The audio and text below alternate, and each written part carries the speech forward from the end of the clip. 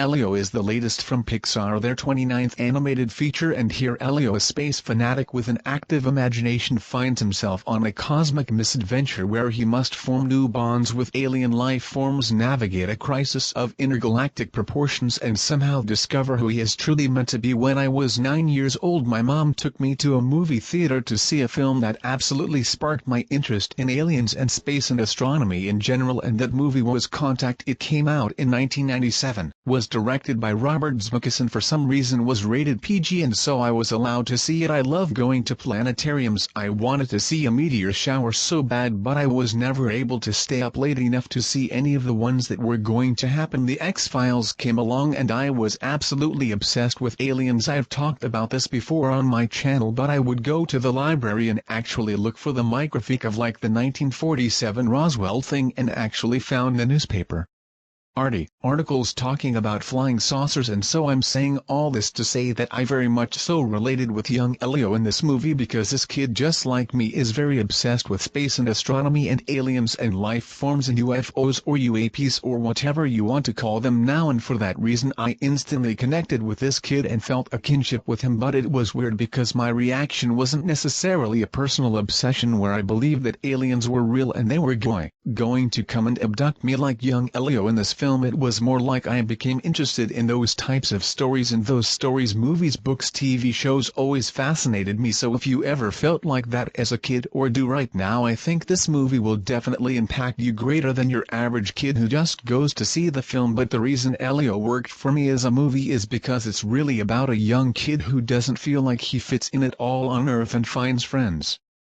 elsewhere, finds that people who look absolutely nothing like him, in fact they're not even really people, they're other life forms like space slugs for instance, are where he feels more comfortable. And I like that message for kids to be able to understand that not only can they find friends anywhere, but that having self-esteem and some confidence in yourself can go a long way, especially if you're as talented and as smart as the young kid is in this movie. Elio also has at least 2 moments that I could totally see future generations, like kids who are 5 or 6 years old when they watch this movie. When they're like 18, they're going to talk about a couple scenes in this film the way a lot of people from my generation talk about Large Marge from Pee-wee's Big Adventure. There's one introduction to the space slug who eventually becomes a friend that I thought could easily terrify a 4 or 5-year-old, but it's really this moment where someone is supposed to scare someone and it's like a horror movie scene all of a sudden, and I loved watching it. And I was listening to the little kids who were in the audience and wondering if any of them were freaking out. It was pretty entertaining. It seems like every few years Hollywood remembers that alien invasions and UFOs can make for really good entertainment. There was obviously a massive influx of that in the 90s and that bled into the early 2000s, but then it died down kind of bit. You had movies like Monsters vs. Aliens or Mars and made moms. They weren't massive hits, and lately there has been a renewed interest in UFOs or UAPs, and so I think we're starting to see more of that now again with films like Elio. And this isn't one of Pixar's best films, but it's certainly not one of their worst. I think this movie is really entertaining, has a great message, has some good jokes, looks gorgeous. You're not going to hear me ever say that a Pixar movie looks bad. They all look incredible. There are some shots on the beach with sand that